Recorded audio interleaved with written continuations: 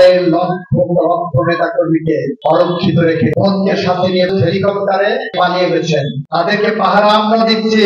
তার সবকিছু এসেছে শহীদ রাষ্ট্রপতি জিয়াউর রহমানের হাত ধরে, শহীদ জিয়াউর রহমানের আদর্শের হাত ধরে, শহীদ জিয়াউর রহমানের উত্তরসূরিদের হাত ধরে।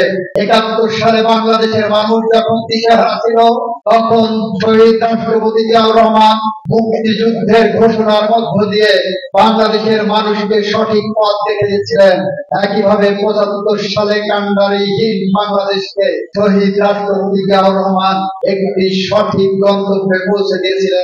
৮২ থেকে ৯০ পর্যন্ত সংগ্রাম যখন দালালির খাতায় নেমেছিল, শেখ হাসিনা যখন এরশাদের সাথে দালালি করে ৮৬ নির্বাচনে অংশগ্রহণ করেছিলেন, আমাদের আপসী নেত্রী বেগম খালেদা জিয়া তখন গণতন্ত্রের পথে হেঁটে এই বাংলাদেশে গণতন্ত্র ফিরিয়ে এনেছিলেন।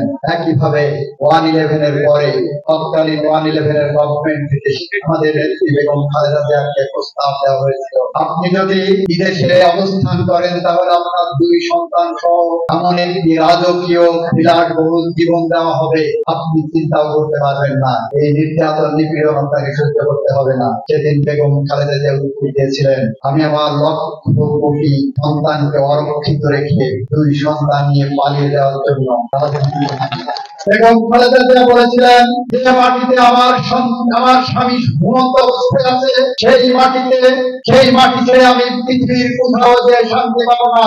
এদেশের লক্ষ লক্ষ মানুষকে, লক্ষ লক্ষ নেতা কর্মীকে অরক্ষিত রেখে আমি কোথাও যে শান্তি পাবো না।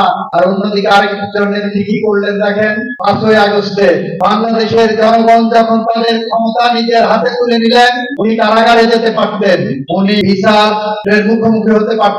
সেইটা না করে উনি 5ই আগস্টের পালিয়ে যাওয়ার আগে ওনার আত্মীয় স্বজন যারা ক্ষমতা দম্ভ দেখাতেন, ক্ষমতার স্বাদ নিয়েছিলেন, লক্ষ কোটি টাকা লুট করে বিদেশে পাড়ি দিয়েছেন, তাদেরকে আগেই পাচার করে দিয়েছেন। আত্মীয় স্বজনকে পাচার করে নিজে 5ই আগস্ট হেলিকপ্টারে বন্ধের সাথে নিয়ে পালিয়ে গেছেন। আর তার দলের লক্ষ নেতা কর্মীকে অরক্ষিত রেখে গেছেন।